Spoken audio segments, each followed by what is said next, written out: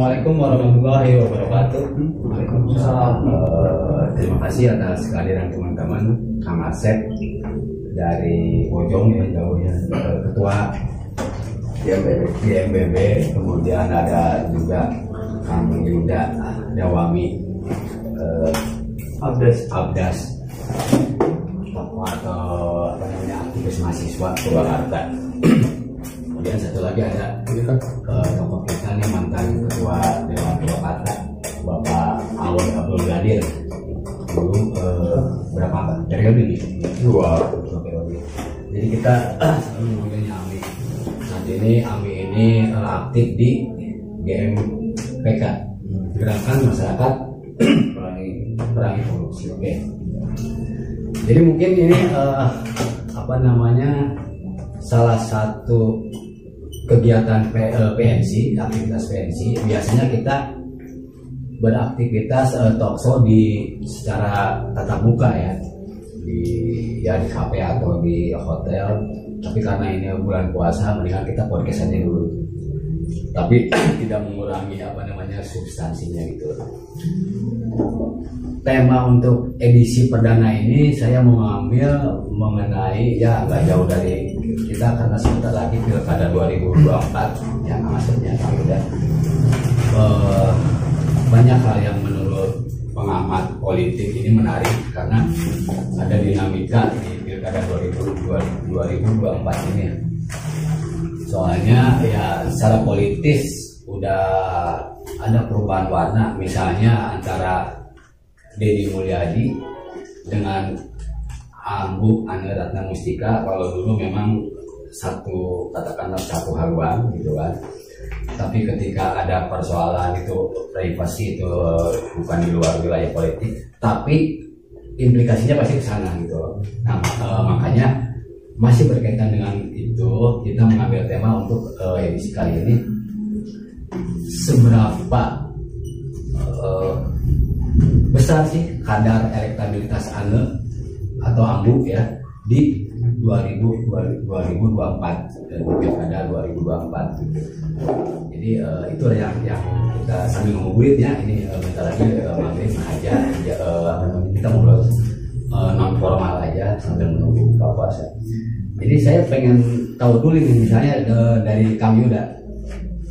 Yud, untuk 2024 Ambu ini menurut Yuda masih punya nggak elektabilitas untuk ikut kontestasi di 2024?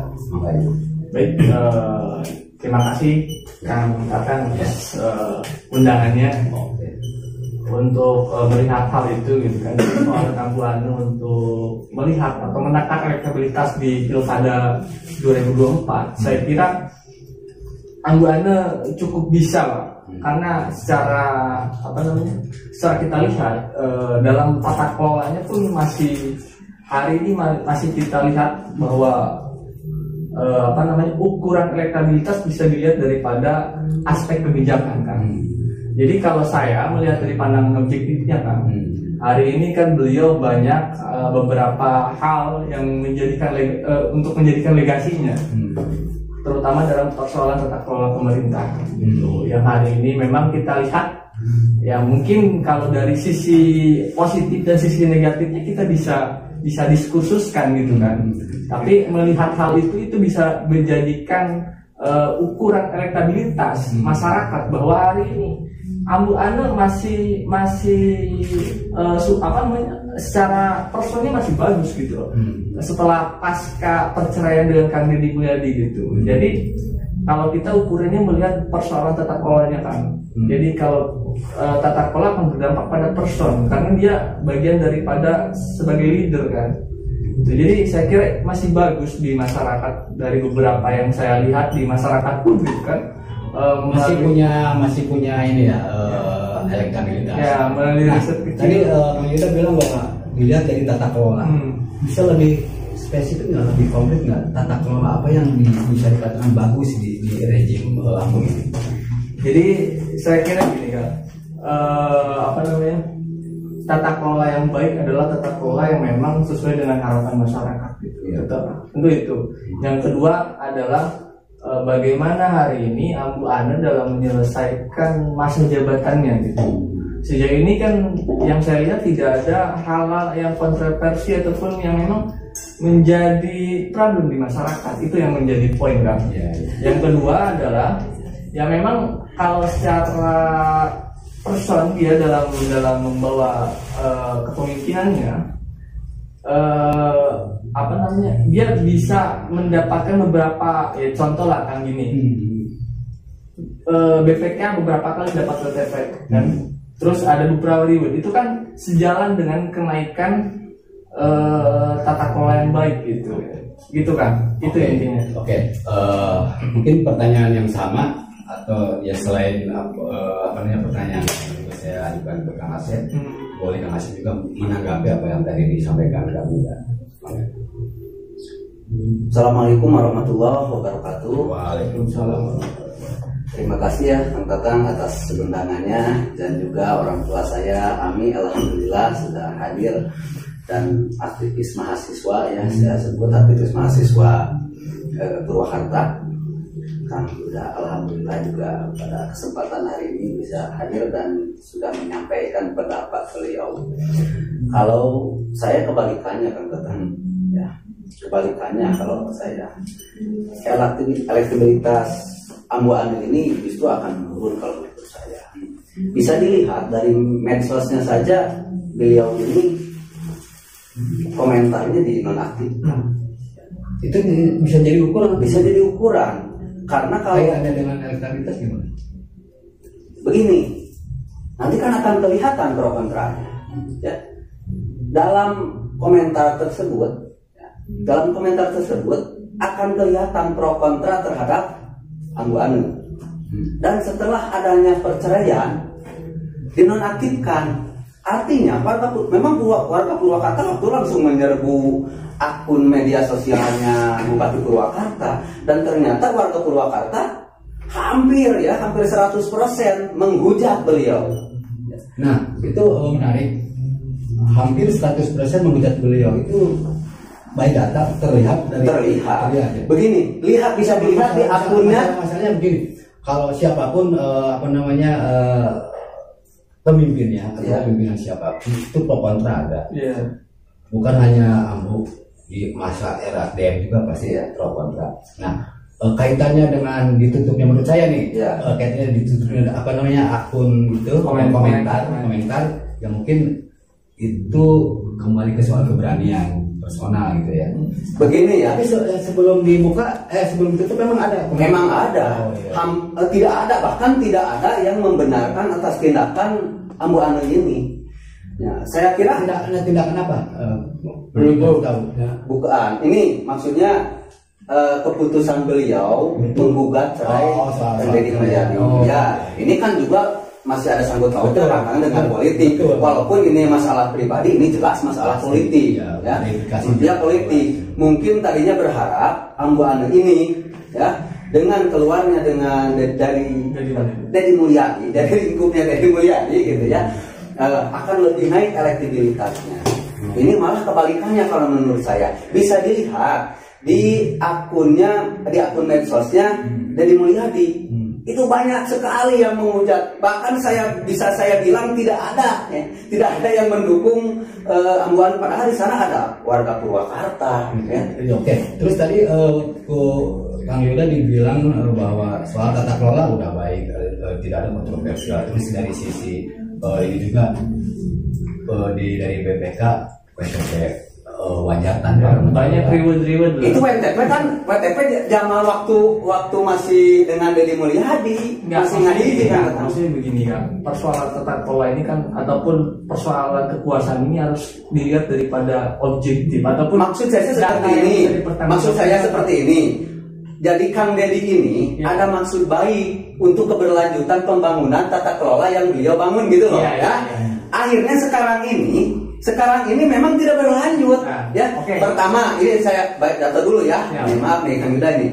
Pertama karena COVID COVID otomatis kan tata kelola di Purwakarta berubah karena anggaran banyak digunakan untuk penanganan COVID ya. Nah setelah COVID terjadi seperti ini. Jadi ini sekarang tidak bisa membangun Purwakarta secara utuh kalau menurut saya. Bahkan kalau lihat di desa-desa ya, di desa, bahkan di Bojong lah, tidak sampai pembangunan ini, infrastruktur ini rusaknya ini hampir 99% kan kakak. Bahkan hampir itu menarik. Oke, jadi gini kan, kita kan kalau berbicara tentang kasuistis atau diinventarisir itu kan subjektif kan. Kita harus melihat pada persoalan data yang bisa dipertanggungjawabkan. Kita lihat daripada Purwakarta dalam angka. Contoh, kita persoalan kerusakan jalan itu kan bisa ada ukurannya kan. Berapa kilo, berapa itu kan kalau berbicara tentang persoalan itu 1 kilometer aja kita bangun opini kan itu bisa berkembang. Kalau kita lihat dalam persoalan data berapa persen angka kerusakan jalan itu infrastruktur yang memang dibangun oleh Ambulan Rata Mustika sejauh ini kan kita bisa lihat pandangan yang objektif begitu. Jadi kalau saya lihat dalam Purwakarta dalam angka dibandingkan kerusakan dan yang bagus dan kurang bagus itu jauh banget. Kalau nggak salah 500 km itu baik sekarang, bagus lah. Pokoknya sesuai dengan sesuai dengan bisa digunakan dalam semestinya gitu. Alhamdulillah dari 1000 meter itu sekarang cuma ada perbaikan tahun ini ya. Tahun kemarin tahun 2022 cuma ada 100 meter. Jadi begini 1000 meter 100 meter jauh lagi beberapa kilometer kan hampir 8 kilometer cuma dibangun 500 meter. Itu pun yang paling banyak itu jalan provinsi, dan di desa pun itu oleh dana desa. Tidak ada kalau menurut saya ini anggaran dari kabupaten. Oke. Sebelum lanjut ya, kaitannya dengan infrastruktur terus dengan APBD, kebetulan ini pegawai APBD juga. Soal infrastruktur nih, tadi dikatakan soal katakanlah jalan gitu kan, jalan provinsi dan sebagainya, soal perbaikan. Mau komentarin nggak soal yang kaitannya dengan rezim yang antara rezim DM dengan rezim AMBO yang sekarang berlangsung, seperti apa? Assalamualaikum warahmatullahi wabarakatuh. Bang Asep, Bang Tatan, dan Maida, saya hormati, alhamdulillah. Hari ini kita bisa berami dan juga dalam badan sehat. Ya, terlepas suasana Ramadan ini banyak hal yang bisa dilakukan. Hal seperti ini juga suatu hal yang positif dan juga satu amal ibadah juga. Ada yang orang sedang tadarus, ada yang orang sedang majlis taklim dan sebagainya. Baik, berkaitan dengan suksesi ataupun juga kepemimpinan. Kalau bicara masalah plus minus, tentu manusia itu tidak ada yang kekal dari plus minus. Kemudian tadi disampaikan kaitan masalah indikator, kaitan pembangunan, mana yang objektif, mana yang tidak objektif. Kemudian juga kaitan masalah infrastruktur yang sebatas, yang tidak sebatas, kesemuanya juga kita harus lihat secara profesional. Saya di Dewan 10 tahun di Komisi 4 tidak pindah-pindah bisa sendirian, tidak pindah-pindah di Komisi apa tuh dulu ketua ini yang pembangunan anggaran dipertahankan juga ketua Dewan dulu. Jadi 10 tahun itu saya unggul tingginya batul putar tahun sini 2 tahun kemudian masih bidang di badan musyawarah badan legislatif jadi kali saya pada anggaran 10 tahun di Komisi di 10 tahun ini kan apa bila-bila dan ketua juga kalian yang pindah. Jadi minimal ya tahu persis dia kaitan bagaimana pembangunan yang ada di Purwakarta, khususnya tentang kebijakannya dan juga kaitan dengan perencanaan. Karena pembangunan itu berangkat daripada dokumen, yaitu siapapun yang terpilih dia melaksanakan amanat perencanaan dia sendiri. Jadi pada saat dia sebagai cabut itu bikin semua cabut undang-undang bikin dari pemimpin wilayah lagi buat itu jangan yang program juga bikin jadilah dokumen. Nah itu nanti pada saat dia terpilih dilegalisir oleh Dewan, yang outputnya secara undang-undang adalah RPJMD. Kaitannya dengan elektabilitas Soalnya kan bentar lagi 2024 kita akan pilkada lagi kalau jadinya. Elektabilitas itu kalau ukuran tingkah laku si makhluk itu sendiri, soal itu. Jadi kalau tadi kita kasih banyak baru, terus dia kadang-kadang supaya apaan perilaku sikap kemudian akhirnya jadi goreng baru. Kalau kemarin bisa bagus ya dari lupa air gitu, ya pasti ada dapat kan? Lamun misalnya pembangunan segini terus dia goreng baru. Kalau dipresentasikan kira-kira seberapa persen menurut Ami yang analisis Ami? Ya kalau secara umum dan sebelum secara definitif saat ini ya sampai 30% ada turunnya dia tuh. Turunnya dia 30%. Kalau dia alasan turun kenapa? Maksudnya tadi perilaku sikap dia sendiri sudah berjalan kan. Tapi kan menurut jangan salah 4 tahun kemarin itu bukan positif. Kalau Anda melihat apa itu bagus segalanya dalam 4 tahun ini itu bagi saya pribadi nih. AX 81% masyarakat Purwakarta menilai dia menilai subjektif. Dia menilai subjektif. 95% ya warga masyarakat menilai aku positif dari 4 tahun belakang nih. Ya, itu dia menilai subjektif. So dulu bersama lagi kita bicara secara objektif. Pasti dia cenderung. Karena apa? Masa dia menilai kinerja kamu yang dikerjakan oleh Deddy Mulyadi? Deddy Mulyadi loh kesetnya 4 tahun. Udah jangan melakukan lagi itu bukan maksudnya jangan enggak, ya bisa 2019 APBD ini saya mata sendiri saya sendiri tidak ada saat dia tahu dapat APBD tahun ini saya dapat. Oke, saya bisa tangkap dan aja dari situ ketika lepas dari DM berarti kan kopi. Nah, selama bukan 4 tahun kemarin kan kopi. Bukan masalah kopi. Terlepas dari COVID itu hanya 2 tahun. 19, 20, COVID itu baru 20 tapi kedua ini kencang. Terlepas daripada COVID ini kan mindset si APBD dan kebijakan itu dari dia. Artinya Ambu itu baru 2022 Maret yang sudah mulai rendang. Februari dan puncak April. Juni mulai pisahan. Sangat pengaruh. Oh ya iya lah. Pengaruh. Kalau dia terstruktur, bolehlah namanya. Saya yang bersih, terstruktur pembawahan dia semua. Tadi Ami bilang ada penurunan elektabilitas. Itu kan pandangan personal. Itu pandangan beberapa orang kan mempunyai pandangan yang lain analisis. Tapi kan hari ini kita bukan nggak ada apakah ada sumber yang memang kita bisa pakai bersama. Contoh lembaga survei mana yang memang sudah menakar elektabilitas. Jadi kalau melihat persoalan ukuran atau tapi sekarang kan bukan membicarakan survei kan tidak. Ya. Apa yang dirasakan oleh kita. Iya, tapi kalau saya sudah kami udah yang mau aktivitas 10 sama 50 boleh. Jadi begini ya. Sekarang nggak ada dapat keluar. Begini kita bang hayang mah yuk. Saya survei 2 yuk. Tah bayar umum yuk. Sok. Begini kemarin Ambu ini menangnya cuma 200.000 kok.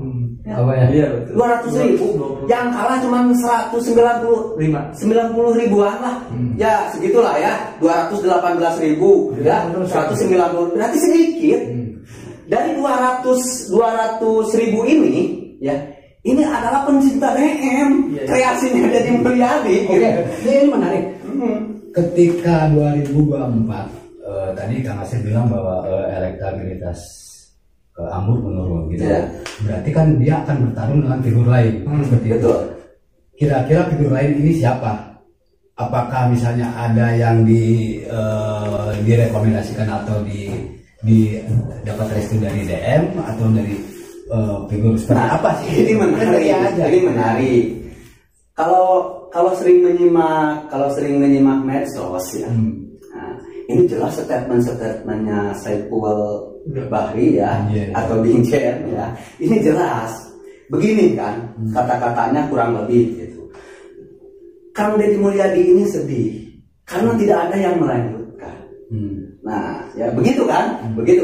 Artinya secara tidak langsung menjelekkan Ambu dong. Ya. Terus beliau berkata, saya ditugaskan untuk melanjutkan pembangunan yang kemarin tertunda. Nah, ya. Artinya Deddy Mulyadi akan merekomendasi jelas Saiful Binjen yang menurut saya ini untuk saat ini ya, karena berjalan waktu masih lama, 1 tahun lumayan. Ya, calon kuat. Kenapa? Karena Purwakarta ini kalau menurut saya masih dalam genggaman Deddy Mulyadi dalam tanda kutip ya. Boleh dibilang nggak bahwa siapapun yang ditunjuk dia itu yang jadi maksudnya betul, gitu. menurut saya Jadi bukan dilihat bukan karena figur Binjen dan itu. betul. Ya, saya kira beginilah Kang, Purwakarta itu kan banyak beberapa tokoh yang memang hari ini kita harus lihat gitu. Maksudnya kan barangkali ada gagasan yang lebih keren daripada Kang Deddy Mulyadi gitu kan. Selama ini kita terbayang dengan Purwakarta istimewa dan lain sebagainya. Saya kira kan banyak orang-orang yang hari ini muncul gitu. Mungkin ada agenda alternatif yang bisa kita bangun kan gitu. Barangkali kan contoh hari ini kita lihat dalam persoalan data saja, kita bersumber pada data. Dari kita komparasikan kekuasaan sebelumnya gitu, dari gimana kurva statistik yang memang kebijakan sebelumnya dan hari ini gitu, kan itu ada dari turun hingga naik gitu. Artinya kan kita lihat secara objektif gitu, bahwa hari ini meskipun Amban tidak dalam bayang-bayang Kang Deddy Mulyadi gitu, dia bisa melakukan secara normatif gitu, dia bisa melakukan apa saja yang memang sekiranya Purwakarta hari ini bisa kita bangun begitu. Mungkin ya begitu kan. Tapi begini, maaf ya, saya mau minta tanggapan Kang Asep. Jadi ini agak bertolak belakang. Menurut Kang Yuda ini, kok kamu bisa kok meneruskan gitu. Sementara tadi bahwa ini harus ada yang meneruskan. Akhirnya ada seorang Binjen gitu loh. Tapi kata Kang Yuda tadi, kamu tanpa DM bisa kok gitu. Coba. Ini tadi kan saya datanya sudah dikasih ya. Jadi 200, suara anggota cuma 200. Oh iya. Artinya begini katakan, yang 190.000 ini ya, yang kemarin ini Kang Lutfi ya, Kang Lutfi dan Zainal Arifin, dan sekarang juga digadang-gadang akan mencalonkan lagi. Kalau misalkan Kang Lutfi dengan Zainal Arifin pisah sekarang gitu kan, artinya suara ini ya pertama akan angker. Misalkan ya 15 siki, si Deddy, si 8, si 7 gampang terus ngomong satu saya punya gampang si 10 siki, si Deddy, si 6, si 5 kan nggak ada catatan. Jadi dia kaitannya dengan soal angka itu. Selain kekuatan DM dengan Ambu, ada nggak di Purwakarta kekuatan lain di luar itu? Sementara ini kan yang muncul ada beberapa tokoh, ya kan Haji Amin juga menyalon sebenarnya, ya saya buka rahasianya. Hanya dia, Lutfi juga akan calon, semuanya kan dari PKS juga ada. Tapi biasanya udah, pokoknya itu udah begini dia akan mau nyalon, oke, ya akan mau nyalon. Dengan catatan nih, dan populasi pilih. Hasil pilih, apa ini jadi ukurannya? Selama PKS saya tadi dia menang 78, saya ambil cabut-cabut. Langsung gitu. Bahkan arahan si Sam Mustafa gitu. Nah, betul ya, jamaah Mustafa Borong sih. Itu sih yang gimana nih karena gitu bahasa jalan. Waduh artinya ya. Orang 2002 pas memang nasib kita sampai kagenap, minimal 5 genap ya. Mungkin pertimbangkan loh bukan sahur. Itu. Begitu pun kalau dari PKS langsung ini non. Amin, Haji Amin sama. Kalau menang obat 5 dia juga akan maju. Artinya dengan begini. Nah kalau tokoh-tokoh lain ada muncul di luar itu ya, di luar penting. Ada Ivan, ada masalahnya sekarang.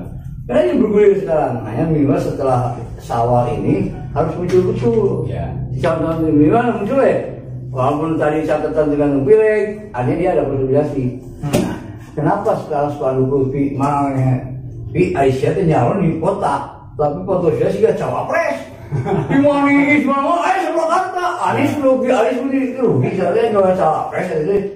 Itulah artinya sekalian dikasih diri. Pengadaan juga SMB kemana? Apa bata? Kalau untuk punyanya apa bata? Karena orang nyari kota. Di kota ini kumpul gitu. Ternyata dia punya misi aja memberikan diri bangun baiklah. Nah sudah menang 7, kemudian partai pertimbangan dia maju di Cawagup, juga asen